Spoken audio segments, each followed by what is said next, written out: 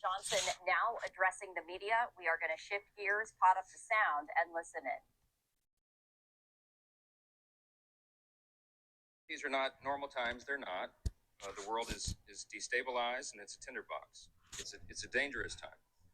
Three of our primary adversaries, Russia and Iran and China, are working together, and they're being aggressors around the globe. They're a global threat to our prosperity and our security. They're advanced threat to the free world, and it demands American leadership. How they a threat to our transparency? What's up, y'all? Hit that like button, that subscribe button. They have just passed a bill to send 90 some more billions of dollars over to Ukraine, Taiwan, and of course, Israel. So, meanwhile, you have everything right here in America that's constantly falling apart. No money for border security, no money for programs to get the homeless off the streets. No programs or no type of bill that make housing affordable to where you can't even buy a home anymore in America. But yeah, we supposed to care about what's going on overseas, and this is where our tax dollars are going. And this is the face of it right here. Take a good long look at this guy's face. This guy's responsible of sending your tax dollars over there to fund Ukraine and these ignorant, crazy wars that really makes no sense, that we shouldn't even be involved in. The consequences could be devastating. So this afternoon, the House acted, and we sent over to the Senate, and it will be transmitted shortly, our supplemental national security legislation. And make no mistake, this is not a blank check like the Senate supplemental bill was. This is very different.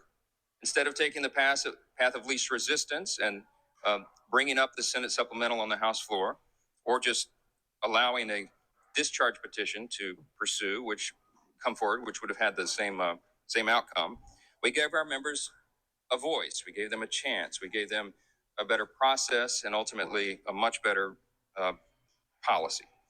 Unlike this number of very important features. It provides for greater accountability over Ukraine aid. It forces an in-game strategy for the Ukraine war. It includes a loan instrument of this foreign aid to Ukraine and the Repo Act to ensure that Russian assets pay for part of the bill. And unlike the Senate's bill, the loan system itself is a House innovation and allows for much needed insight. Now remember that 80% of the Ukraine funding will go to the replenishment of American weapons and stocks and our facilities and our operations. It also includes tough measures. I don't think we care about our money going for weapons and stocks. I mean, these people are out of their mind, man. They are just completely, totally out of reality. They don't deal with reality. And sanctions on Iran and Russia and China, which most of the American people understand is a necessity and a very important thing. Our process. Nah, most Americans, if you ask most Americans what's more important, and they're going to bring up the economy. That's what they're going to bring up. They're going to bring up border issues. That's what they're going to bring up. Hyperinflation. That's another one that they're going to bring up, which you guys refuse to even bring up and talk about. But those are the things that are most important to the American people, the tax-paying citizens that you guys crap on because you're so bent on, everybody living in the third world, situation. You guys, you're bent on, having people live in that type of situation. So you don't want to You don't want to do what's right. So you do what you do. And that is being the devils that you are, carrying out your wickedness. And ensured that each member was able to consider the individual supplemental elements on their own merits, which is exactly how the House is supposed to work. I know there are critics of the legislation. I understand that. It is not a perfect piece of legislation. We're not ensured that in a time of divided government and in a time where there are lots of different opinions. But there's no question whatsoever that the House has made many strong improvements to the Senate bill, and the product that we've sent over there is much better. This package, I will note, because it's very important, also includes national security priorities in many of them, but it is the only way that we could have gotten Democrats to support aid to Israel. That's a fact. There is a lot of misinformation out there about the bill, and I just want to make one point about one issue that has been drawn a lot of attention, and that is, could any of this funding go to Hamas or to terrorist organizations or what have you? And we put Well, you know, this country has a history of funding terrorist organizations, ISIS, Al Qaeda. Yeah. Yeah, our country has funded a lot of terrorist groups, especially when Obama was in office. And I'm sure he wasn't the only one who's funded terrorist groups. But yeah, our country has funded a lot of terrorist groups. So is it that, you know, is it that out of proportion to think that our country will fund Hamas? No, it's not that far fetched. It's not that far fetched to believe that our country will fund Hamas, because our country has funded plenty of terrorist organizations. safeguards in the legislation to ensure that UNRWA is not funded, the UN agency that included terrorists who participated in the October 7th attack on Israel. We've also have language that prevents it from any of the funding going to Hamas or any other bad actors. That's a very important element of oversight. Congress takes the oversight very seriously, and we will continue to keep an eye on every dollar that we are using and investing at this time. I've said it very simply. I'll say it once again. It's an old military adage, but we would rather send bullets to the conflict overseas than our own boys, our troops. And I think this is an important moment, an important opportunity to make that decision. We allowed the House to do that, and I expect the Senate will make the same decision. One or two questions. What is your message to those? You're being asked both sides. Will you curious about that, and do you plan to if it's brought? No, listen, I as I've said many times, I don't walk around this building being worried about a motion to vacate. I have to do my job. We did. I've done here what I believe to be the right thing, and that is to allow the House to work its will. And as I've said, you do the right thing, and you let the chips fall where they may. A majority of I will Republicans continue to do that. Brave step, but at the same time, why it took too long for aid to Ukraine, and maybe too long? Why you decided to do it right now? Listen, the House had a lot of important work to do here. We had to get the government funded in our appropriations process. We had to reauthorize the Foreign Intelligence Surveillance Act. We had a lot of important measures that had to be done, and we got to this as quickly as we could.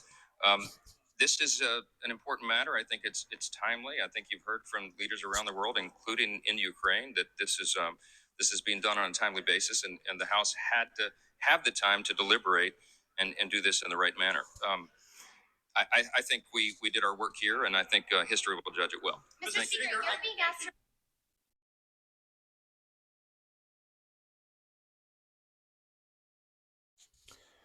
So there you have it, people. This is where your tax dollars are going. That man is wicked as hell, man.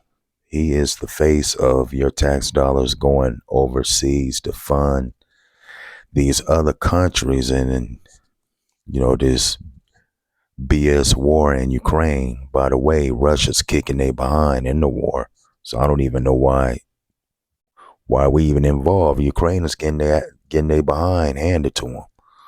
I want you to take a good look at this chart. This breaks it down of how much money we've sent Ukraine over a certain amount of time. And man, let me tell you, it is a lot. We've sent $74.3 billion to Ukraine alone. You know what I'm saying? Humanitarian, um, humanitarian, 1.6 billion. Financial, 26.4 billion. That's just makes no sense. Total military, 46.3 billion. Security assistance, 18.3 billion. You know what I'm saying? And that all adds up to $74.3 billion. That's how much we've sent Ukraine. Imagine that going into our economy. You know what I'm saying? Imagine that going to fix the roads that are just terrible in California and other parts of the state. I mean, California has some of the worst roads. I mean, potholes everywhere. Imagine that money going towards that.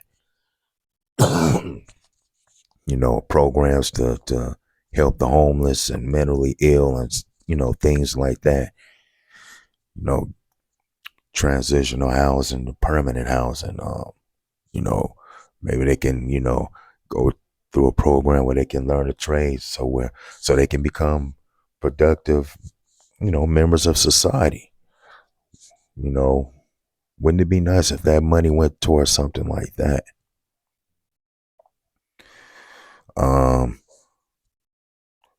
That money could go towards a lot of things, man. Definitely, it doesn't need to be going overseas when we have issues here with um, hyperinflation. People can't even afford to barely buy groceries. I mean, you go to the grocery store, man, you spending well over $100 on groceries.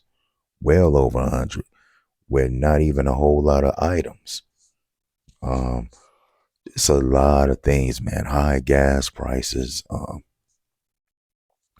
You know, these are important things to the tax-paying citizens. You know, that money can go to reparations for black people. You know what I'm saying? That can also help stimulate the economy. You know, things like that. But this chart breaks it down. 74.3 billion dollars over a certain amount of time we're giving them. That's a lot of money, and we're getting ready to give them billions of dollars more in aid, which is a war that Ukraine is losing. You know, they're getting their butts handed to them, but yet our government is still giving them aid, still giving them money. Meanwhile, we're pretty much about to become a third world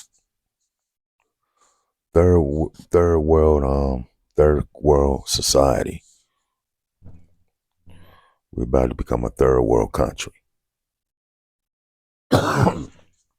Might be already there now. The way things looking, the way it looks with the tent cities everywhere. So let me know what y'all think, man. You saw the face of evil.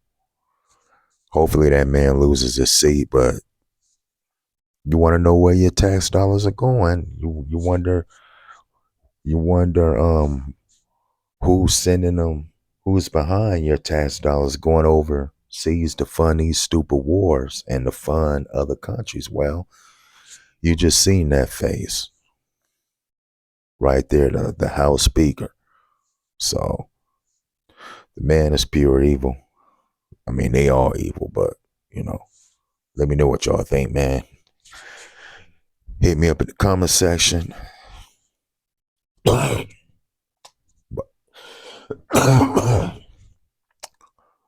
have allergies, so anyway, I just bought a new mic.